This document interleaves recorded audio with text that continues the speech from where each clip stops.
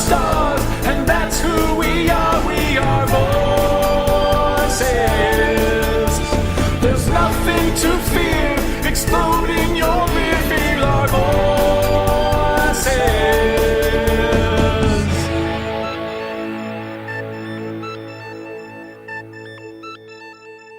Oh man, I just farted.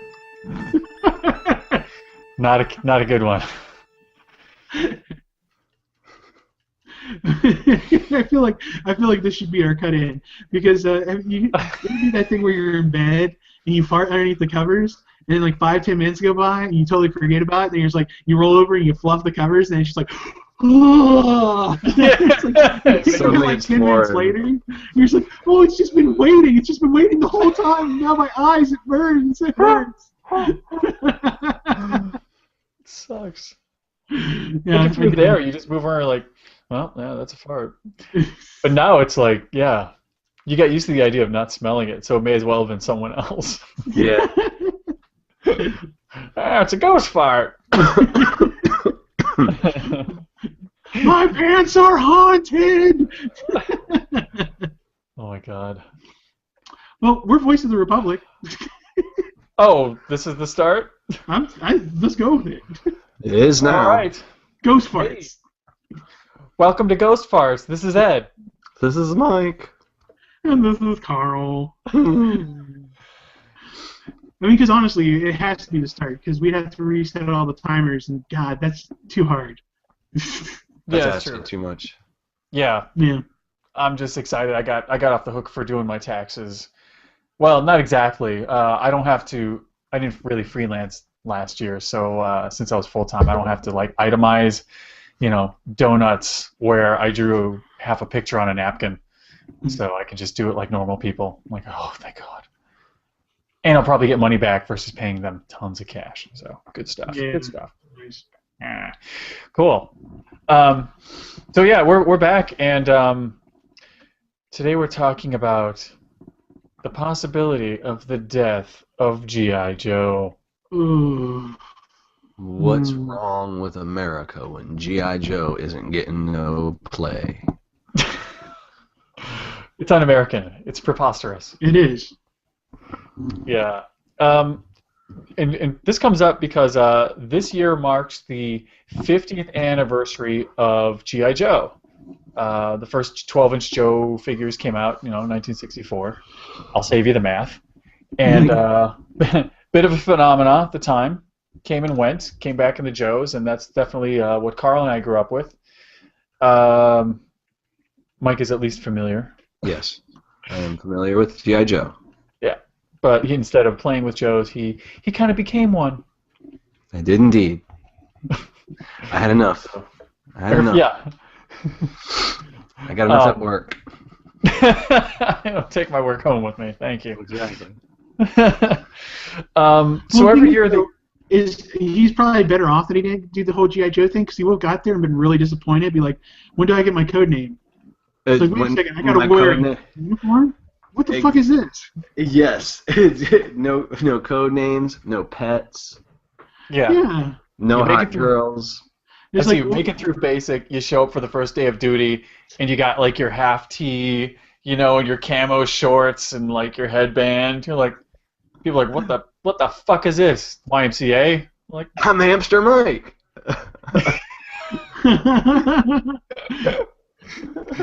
I'm Diggle. They're great. This is my frog. Here's your M16. Huh. Oh, the guy's a gun?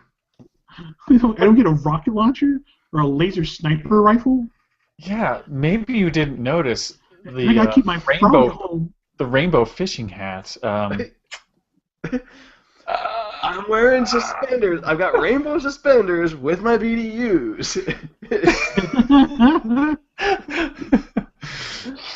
You know how long it took me to grow this mustache? But yeah, every year they... Go ahead. There's actually a joke in Venture Brothers where OSI is supposed to be kind of like the GI Joe of Venture Brothers, and like they come busting in, and two of the characters is like, oh, it's all gone to shit since they killed the dress code, and they're all kind of like all dressed up, all strange and everything. And it's like they're complaining about all these new people, and one of the characters later on they actually reveal his name is Tank Top, and he actually is like a man with legs, and his torso is a tank, and he looks like he's in a turret. He's Tank Top. It's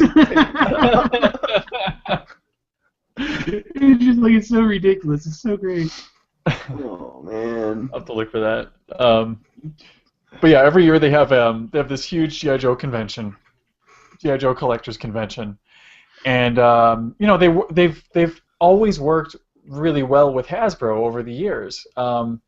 They have exclusives, toy exclusives at the shows. One year they had a 12-inch Crimson Guard soldier that you could only get at the JoeCon, and it moves around from state to state every year. And that year they had it was a Crimson Guard, it had like a parachute, and the only way you could get one is you bought a ticket, then you'd go outside at a certain time, and then Hasbro personnel would chuck these guys off the roof.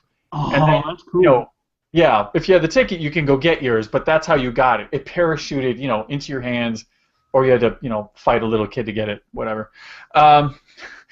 So yeah, there's always been a representation, and Hasbro's been there to show the next toy line. They usually have these amazing displays. We went one year when it was in Orlando, and they'll have old toys, new toys, and this crazy diorama. It's really fun if you're into that. This year, 50th anniversary, no representation. Hasbro's not going to that show. They have a couple toys that are coming out. One of them is just called Chef. He's just a kit-bashed, made by Hasbro kit-bashed figure, but he's got a wraparound apron that's got a bunch of knives in it, and he comes with a baseball bat. It's really? So there's that. A couple other more familiar figures done in the new style. But yeah, they're just not representing at all.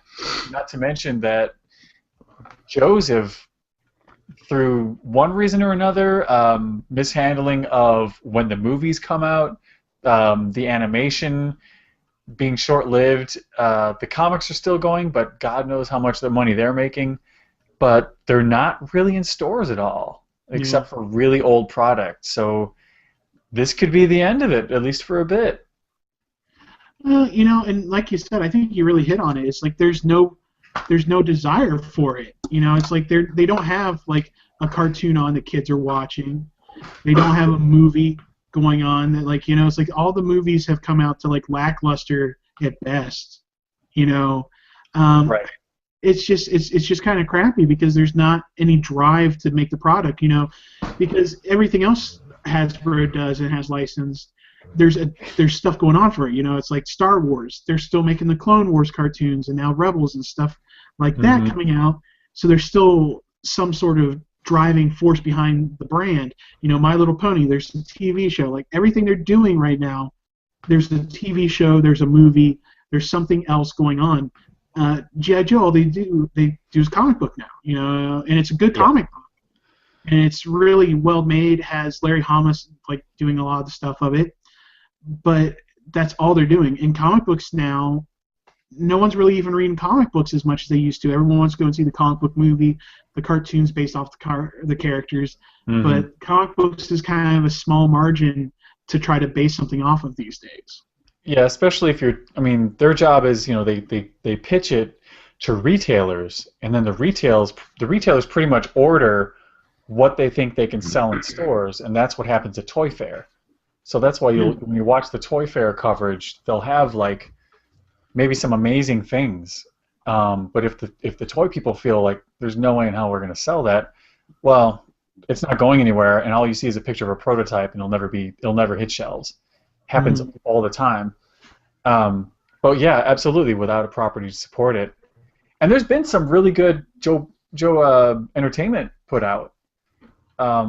But I think that, I don't know if we did talk about it last week with the Trace Ballou episode, where entertainment got more diversified, and while it offers more options, there's a certain unified feeling to some of it that we don't have anymore.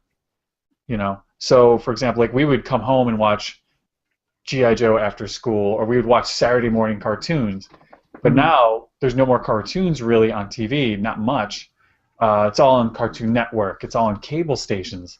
And if you don't get that, well, then you're not watching. And if you're not watching, you're not buying because you don't care. Yeah. And then if you put out a movie and it sucks, well, you're not watching that either. Well, yes, but you know something? I wouldn't fret. Now, I'm saying this, and if someone were going to do this to Transformers, I'd be dead. I'd be dead. But the truth is that it's when you take things away. I think that people want them. And like Hostess pulled that thing with the Twinkie, and and suddenly Hostess is back, and the Twinkie wasn't going anywhere. Believe me, there's Twinkies everywhere. There's a few in my family, and they're, you know what I mean. You're never gonna get rid of it. Hey, and finally, damn it. And the thing is that like I don't feel like Joe is ever gonna go anywhere. What would be nice is to see it become a property that's exclusively a collector property or exclusively an adult property, or you know what I mean, higher collectible thing, just because of the vintage quality. I think that's what we're going to be seeing for a while. I think what they're going to have to do is they're going to pull the property back. They're going to have to find some way to launch it, because Hasbro owns it, and they're always going to own it. It's their property, and they're not going to let a property sit around that long without making something out of it. And that's exactly what they did with the He-Man stuff. They did it with My Little Pony. The whole reason the My Little Pony cartoon relaunch was because they had My Little Pony and it wasn't selling. And they had this franchise, they had a brand, and they said, you know what, we haven't done anything with My Little Pony, we're not selling a whole lot of girls' toys, let's rebrand it, let's do a cartoon, let's sell it. And that's what's going to happen eventually with G.I. Joe. They're going to say, like, man, we have this whole thing just sitting here not doing anything, let's get a cartoon, we'll make it really good, we'll cash in on the kids, and we'll have a toy line for it. And that's what we're going to have to wait for before G.I. Joe comes back to like Toys R Us and stuff like that. Mm-hmm. But in the meantime, I think you're going to see a lot of Sideshow collectibles, Gentle Giant, stuff like that. You're going to see the statues, the busts, things that are a little higher quality purely for collector's sake. And yeah, I agree. It's going to be guys our age with money to burn who are really into it, and they want that high-end stuff versus tons and tons of the same old stuff, or a property that they no longer recognize. Although, I mean, I can argue that the directions that the Joe line has been going in has been really refreshing. So kind of some of it is the same characters you grew up with, but now they're more detailed, definitely an upgrade, but still pretty true. But in other directions, especially in regards to the movies, it's way far removed from anything anybody knows, and no wonder it's not selling when it has nothing to do with the characters. I mean, you can call The Rock Roadblock, but it doesn't make him Roadblock. Yeah, The Rock. Well, that's something, and I'm kind of glad you said that you brought that up, because I'm not a huge. I love G.I. Joe. I watched G.I. Joe growing up. However, I'm not the way you are with it. You are. No hate towards who was the guy in Magic Mike? What the hell is his name? Channing Tatum. Yeah. And no hate towards that guy, but I gotta be whoa. That's not the person I think of when I think of Duke. Yeah. Now, I understand that like the films aren't looking for me specifically to be I'm not their target audience, but I don't even think kids care whether that guy is Duke. I don't think he impressed children as Duke. He wasn't a military leader that a kid looks up to. That's not who you picture, and that was a weird move. But that's just him. Those sort of decisions have been made across the property. So right. It's time to sort of pull it back. Hey, we live in the world of reboots and a time of reboots. Pull it back, give it some space, and it can come back when it can be properly cast. Good point. And here's the question, though, and this was something I've been wondering. is, do kids care at all about G.I. Joe anymore because they're Duke now? They've got Call of Duty. They've got Battlefield. You know, why play with these little 4 and 6 inch figures and play war with that when they can go and get on Call of Duty and they can be the character themselves in first person, camping corners and sniping people in really crappy spawn locations. You know, Why can't there be a game? Why can't there be a game that might be what they have to do? Like exactly. They might have to look and say, maybe movies and cartoons aren't the way to sell G.I. Joe right now. You know, look at Minecraft. Minecraft is a video game that sells physical products. They've licensed Lego. Lego licensed Minecraft. Yeah. Minecraft is digital Legos. That's all it is, you know. And when you get a successful video game, maybe that's the jumping off point now for Hasbro. Maybe they need to approach someone that's really well known for first-person shooters and say, okay, here's G.I. Joe. Just do something with it at this point. Yeah. I mean, because there's not really much damage they could do to the property at this point that hasn't been done. So just say, go to like someone like Respawn, the guys that used to do Call of Duty. They did Titanfall. Or say like, you know what? We'll give you a real cheap deal on the license. Make this a first-person shooter, G.I. Joe. Go. And I don't think I have been more excited about a show than the past 2 minutes, because that is something that would totally endear. I feel that's something that has a chance to endear people to the Joe license over again, because you already have all these characters to choose from, all these weapons, all these vehicles. Your enemy, the exact same thing. And if you have a chance to play as the enemy, you can still have a really excellent military game.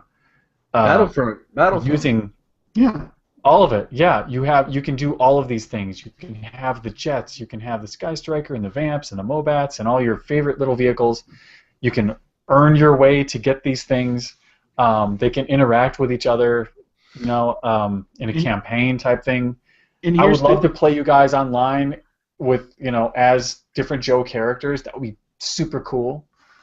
And I've got the coup de resistance. I got the top. I've got the pinnacle. $25. You can get a custom figure that is your character for multiplayer. Oh. You know, you upload your character. You say like, here's my loadout. This is what my guy looks like. You do all your customizing. Then you pay him like $25-$30. 2 to 6 weeks later, you get a G.I. Joe, and it's you from the multiplayer game. And he's got the thumbnail in here. Yeah. Exactly. Weird. You know, you get. I forgot about that. Good job, Mike. Wow. Wow. Yeah. So I mean, like, there you go. Like, it's something like that they're probably going to have to do to key in on that market, because that market isn't where it was 20 years ago. All right, yo, let's stop this show. We're gonna put this show on videotape. We're gonna ship it, and we're gonna get our cash. That's how it's gonna go. Pay us, Hasbro. Pay us. Pay up. That's the show that makes us mad cheddar. Cool. Well, cool. Yeah, that's pretty good. I'm really.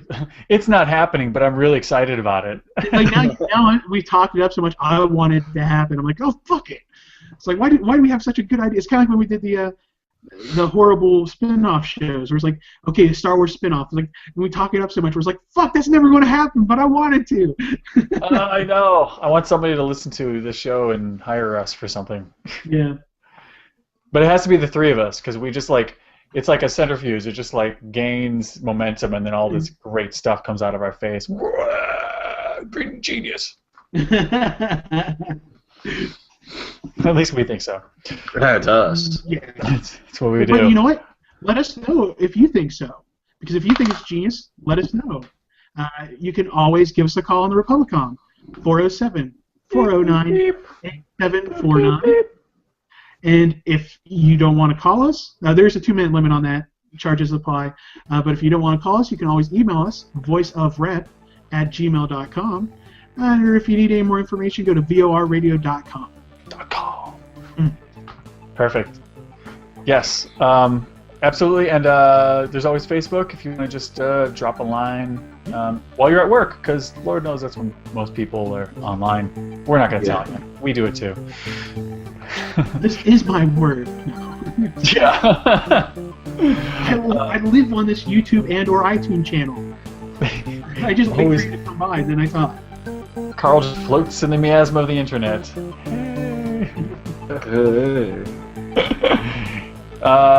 Right on. So, cool. We're going to come back tomorrow. We're going to have some Republicons.